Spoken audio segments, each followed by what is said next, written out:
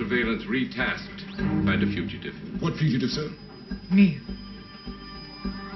Anyone who's been watching the show will know that there's been a division, a terrific break between the two universes, and we've got characters on both sides. Because of the science of it, Walter will have to apply his brain really finely to solving this problem if the problem's to be solved. So he's got a bit of growing up to do. He's got to get over his emotional hurdles. He's like a teenager emotionally because he's just coming back to life. He's got to get past that, and he's got to get his mind to work. Throw a screen to him. Because of his emotional pain, and there's heaps of it, we're going to find some sort of redemption for this man. It's a beautiful story because all of us go through that in our lives. And so I think there's a lot of identification with people saying, oh yeah, living with past guilt, living with regrets, getting through it, becoming richer and stronger and a wiser person. And that's what Walter does. You did cross universes twice to save my life. I think he's in the process this year of realizing maybe not who he is, but what he is, because there's some sense of purpose now with this machine that was on the other side and turns out is on this side too. So he has a sense of fate or destiny that I don't think he had at the beginning of the show, but more than anything what's changed is the relationship with his father has grounded him to a place for the first time in his life, and having to deal with that has made him grow up a little bit.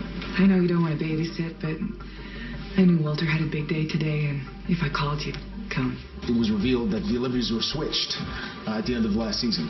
Alternate Bros is really kind of dealing with this new Olivia. As people already know from the first episode of the season, she has been brainwashed into believing that she's the alternate Olivia.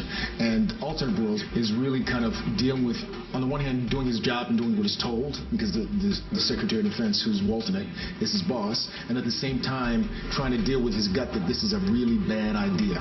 A history of pop culture. That's your homework. It'll help familiarize you with this world.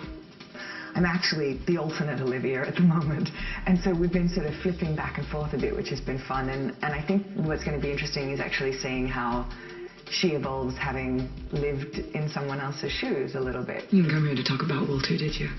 I think for him, the change has been learning and growing up. I think through choosing to be there and choosing that this is his family, he sort of became a man. You have to come back. At any moment, any choice that you make will send you down a completely different path. That kind of ping-pongs off of everyone else's choices. Anything is possible. Any outcome is possible. Peter, I have to make a call here. If you've got a universe in trouble, you need your brightest and your smartest people to be on top of their game. So I think that it's set up so that Walter will actually have to lift his game and start to perform at his best. His bringing me back was never about fixing this universe. It was about destroying yours. He will have to make his choice about who or what he is, or maybe which side he chooses to save or destroy, or either or neither. This will be, I think, the big year of transition for him. I'm not going to let him do this. Really what you've got is you've got two universes, two people on the verge of war, and they're themselves. And it's an incredible metaphor for when we're at war, we're all one humanity. We're at war with ourselves. And then you've got, it's a great detective story. It's a great action-adventure story. It's got great relationships. It's got great writing. It's got great acting. And there's lots of car chases and explosions and guns.